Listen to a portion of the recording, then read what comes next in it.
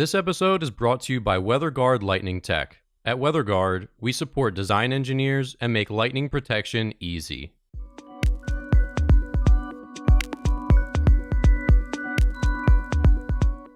You're listening to the Struck Podcast. I'm Dan Blewett. I'm Alan Hall. And here on Struck, we talk about everything aviation, aerospace engineering, and lightning protection.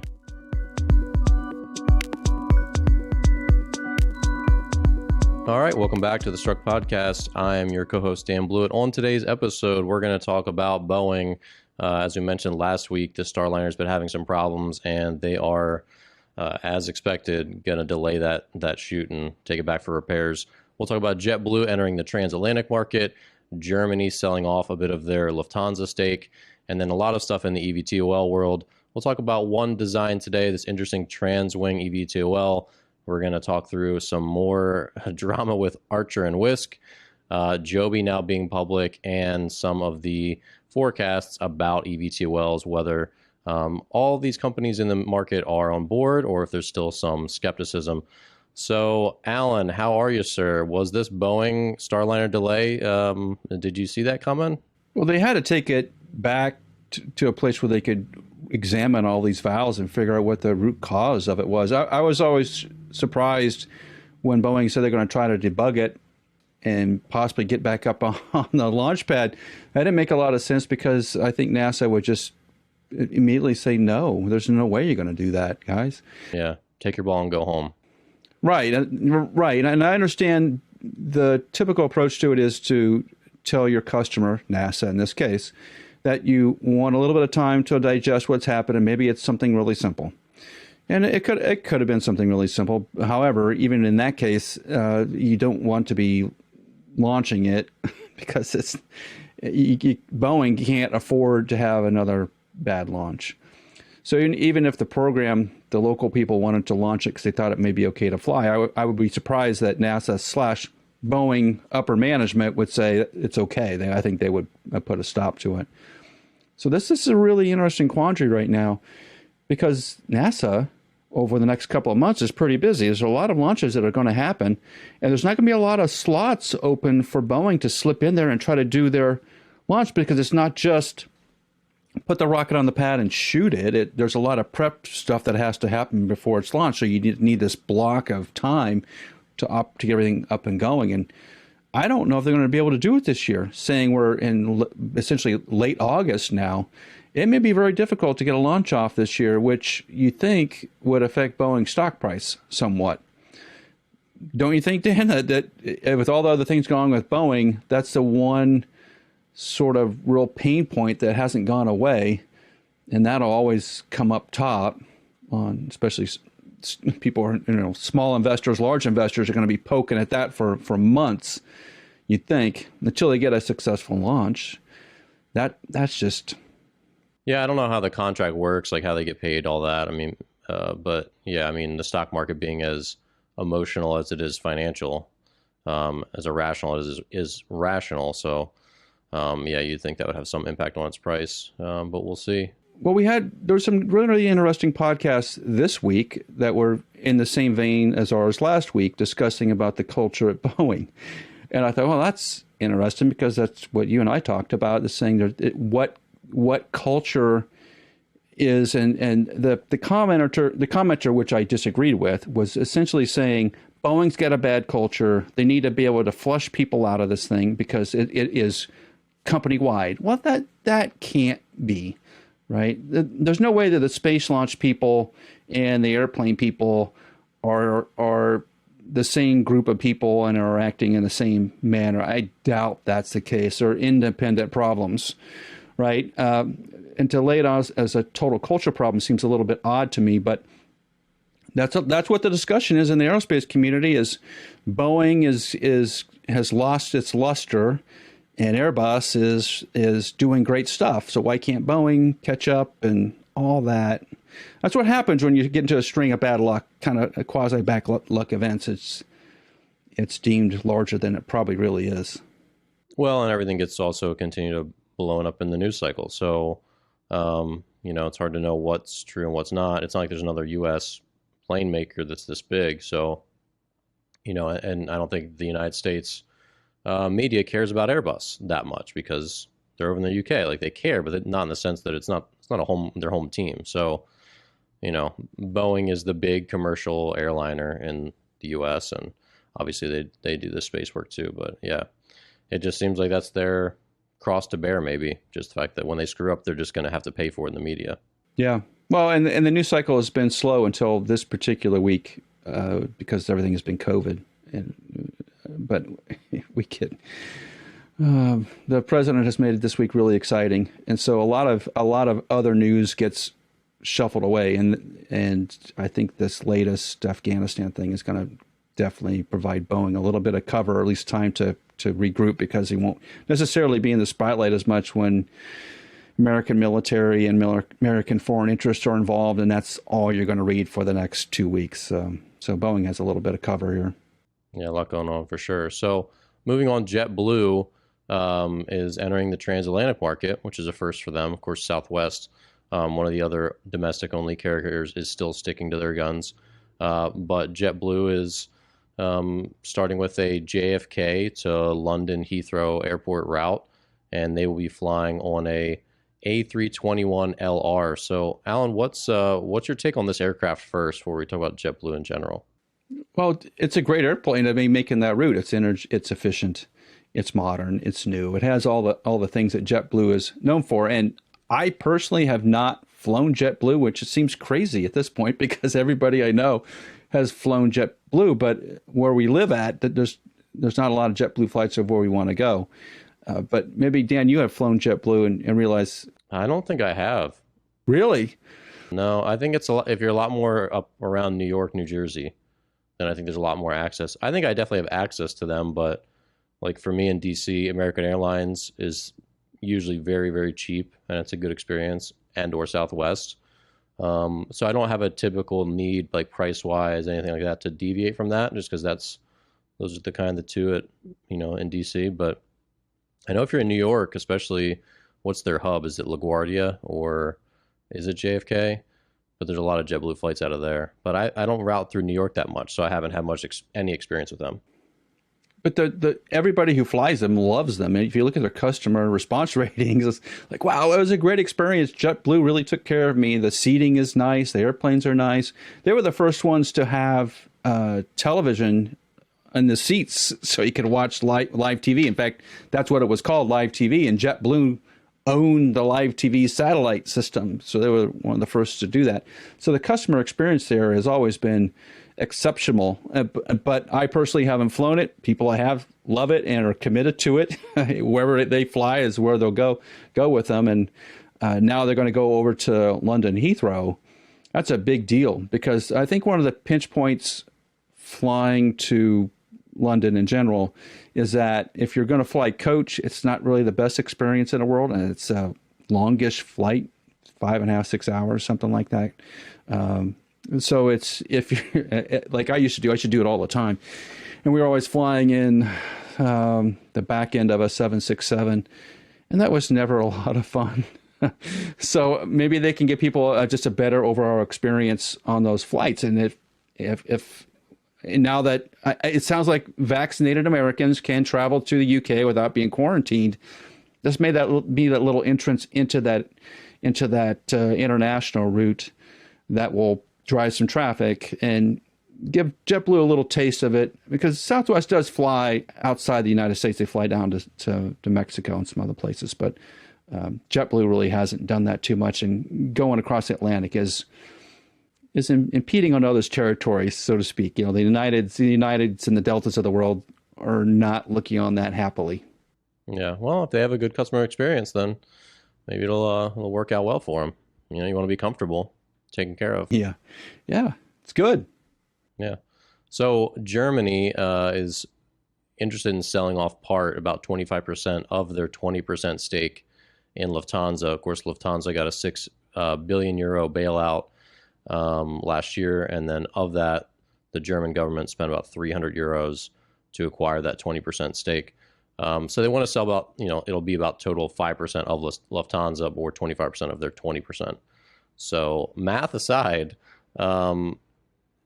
Have you flown Lufthansa? I mean, what's your take here on Germany being part owner? I mean, is that good or bad? Obviously, it's good to be bailed out. A lot of smaller companies don't get bailed out, but why do you think Germany's doing this right now?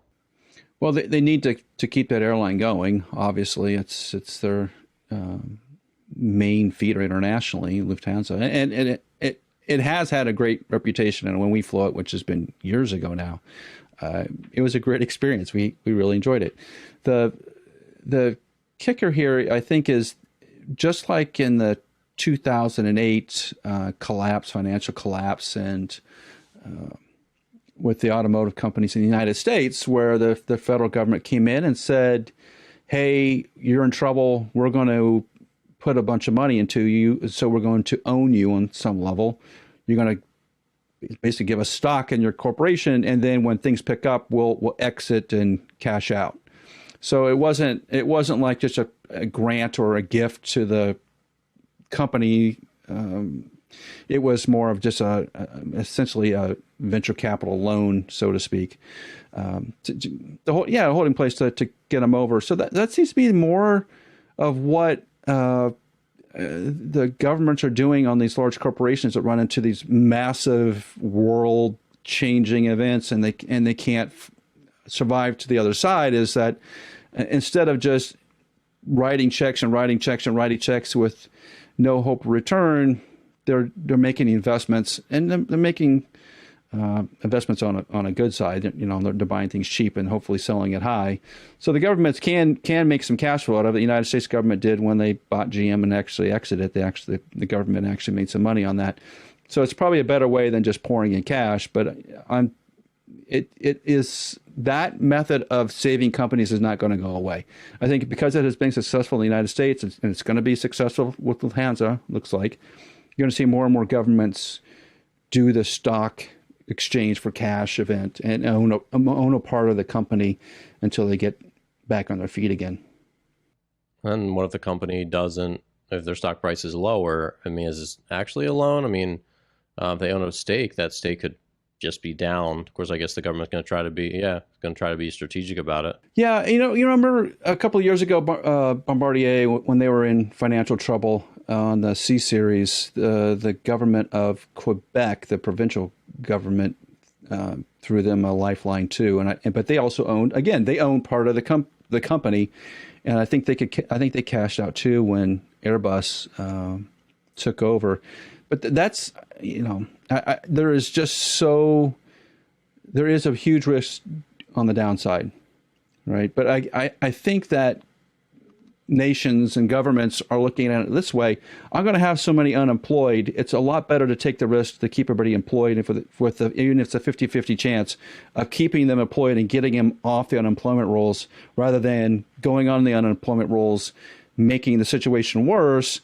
And if it's close to an election time, maybe me get throwing out of office, I will subsidize them in a way that feels okay to the marketplace, that the markets are going to get too upset about it. Because if I'm a competitor, like when the GM thing happened, wasn't it when GM and Chrysler, I think, both took cash from the federal government, and the U.S. actually owned a portion of them.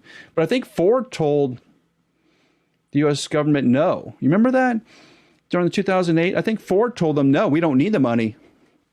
They're the only one that not to do that, which was unusual. And I think this is the Bush administration, then the Obama administration, really insistent, like, you're going to take this cash. And I think Ford eventually did not do it, because you create this market disparity thing going on. If there are a couple of players, and let's say it's Lufthansa, and I'm sure there's more airlines in Germany. If there's another airline that didn't get an investment, it feels uneven, right?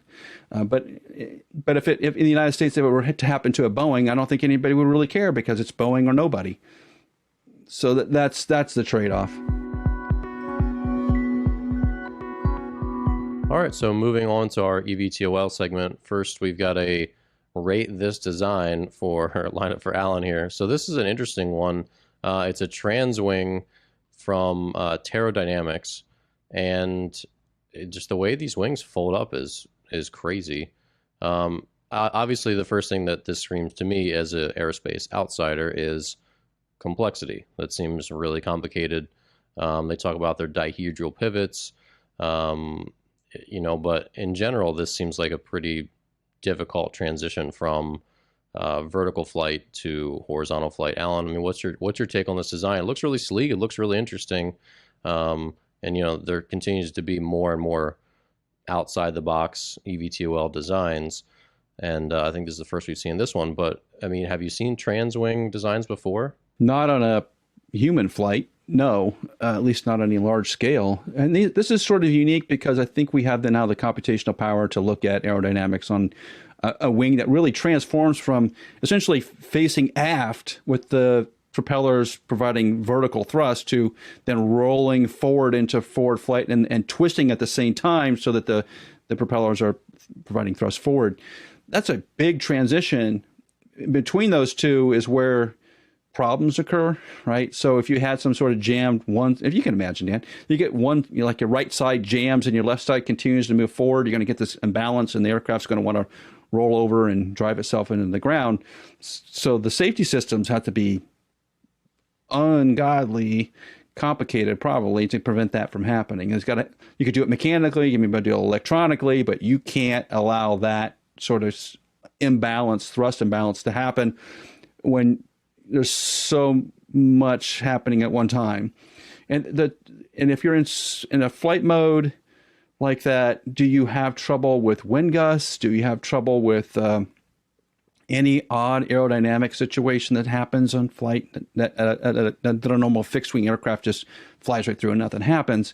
If you're in that weird transition stage between forward flight and vertical flight, and you do get some sort of wind gust or some unique aerodynamic situation, does it fly properly? And that's one of the things that flight test will tell you, right? That the flight test is going to go look at all those weird transitions to make sure the aircraft is safe, and the FAA will demand it.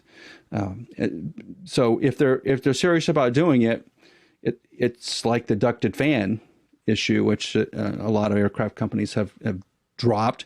Is that the reason they drop it is because in those transitions, aerodynamically, you can't do everything you want to do, and you can't do it always safely. There's occasionally these weird aerodynamic effects that will make the aircraft unstable. That's the trouble. That's going to be the trouble. Yeah, and they talk about this in this article from New Atlas. It seems to cover it pretty well, and there's, of course, some YouTube videos showing flight. But it says that they're aerodynamically benign at all stages of transition between fully folded and fully extended, so that you're not going to lose control as you shift. But, so I don't know. I guess there was no but there from me. But they like their design, and I guess the question is, why is different always better? That's what I ask.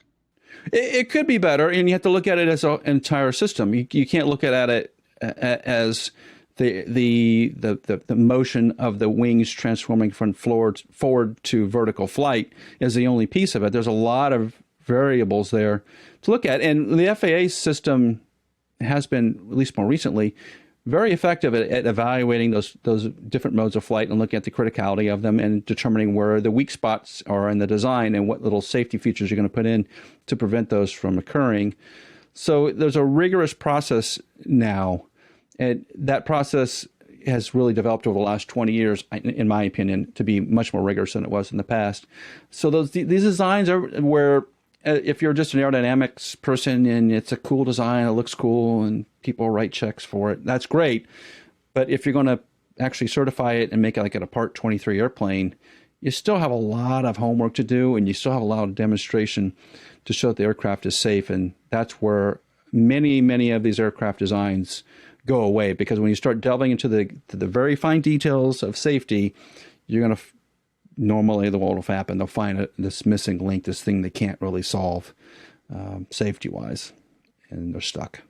Yeah, well, it's a cool design. I mean, their YouTube videos are great, so kudos to them on sharing what they've got, and it's really interesting. So, I'll keep my fingers crossed for them. So moving on, we've talked about the Archer versus Wisk fight, and now, since Wisk initially obviously filed this lawsuit against Archer, Archer has sent one back, now seeking $1 billion in damages from Wisk, basically saying that this was a malicious lawsuit and that they should be held accountable for doing this to us.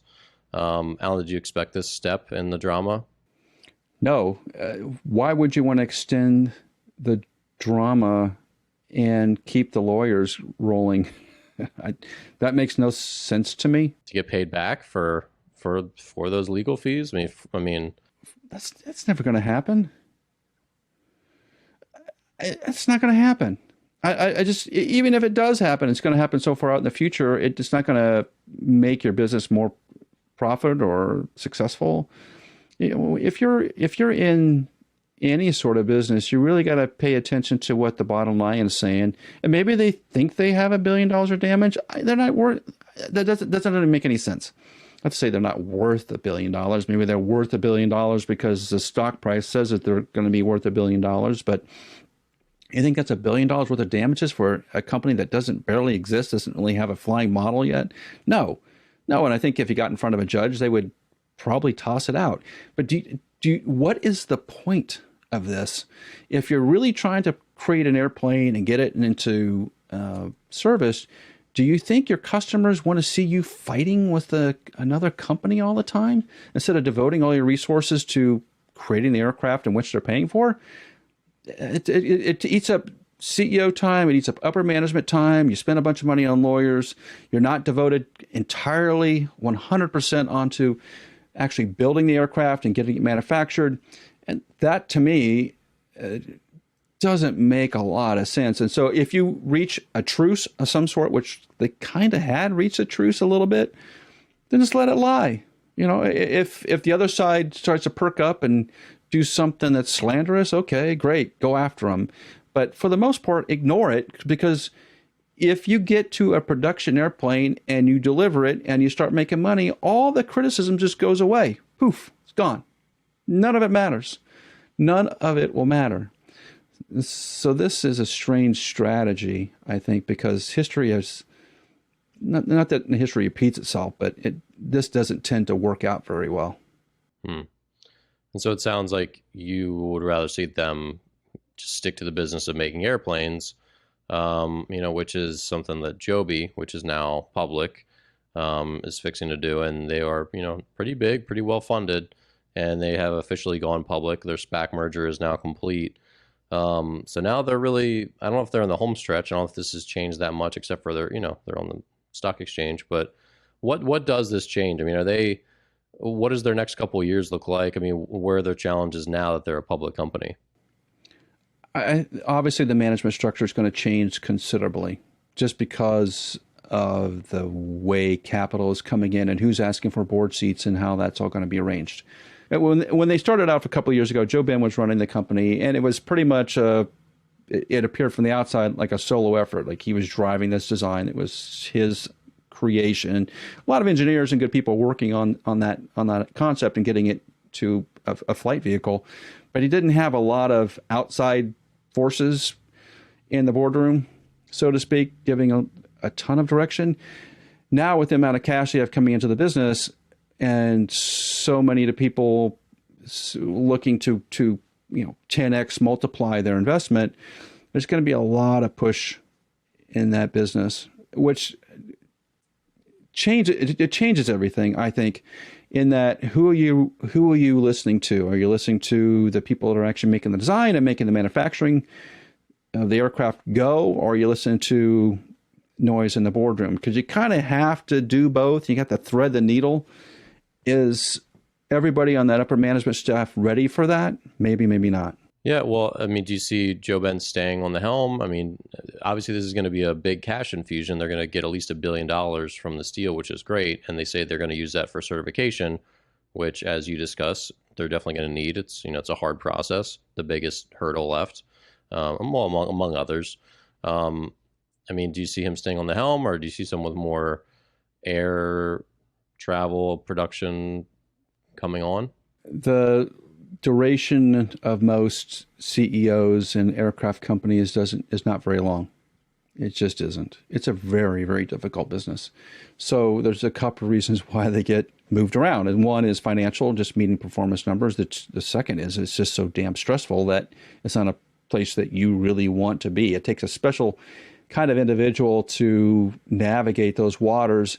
And if you haven't done it before, it's all new. Everything is happening now, especially with SPACs, is new. That's never happened before. So how do you manage all that in this? Because you have so many huge crises happening simultaneously. I got to get a manufacturing facility up and running. I got to get the design working. I got to deal with the FAA, which is just really starting. I got this board of directors I got to deal with. I got all this money coming in. I am now a publicly traded company. So now I got to be careful about what I say. And then that's not particularly hard, but Elon Musk's had trouble with that. And at some point, there's only either you learn that through the attrition or you just have a natural gift for it. And I don't think anybody's really born with that. I think they have to go through the school of hard knocks to figure out what the right answer is there. But it's a really, really, really difficult position to be in.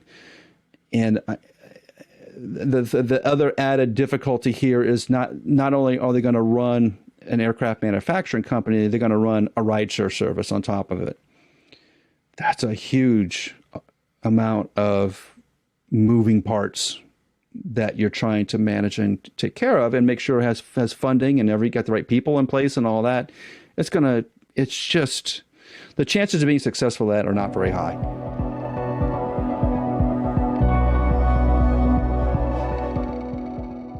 All right, so moving on, our last thing, some big names in, the aircraft space, including Stephen Udvar-Hazy, who has the pretty amazing Udvar-Hazy Center, bears his name up here in the DMV area, DC, Maryland, Virginia. They're up the road towards Reston. And, they talked to him in a recent article, and he thinks the market is still pretty young. I mean, Alan, what do you feel like all these sort of aircraft lifers, how are they looking when they've got such many years and decades of experience? How are some of these folks maybe approaching the EVTOL sector? They're approaching it with a lot of caution. And I think rightly so, because historically, new airplane companies have not been very successful.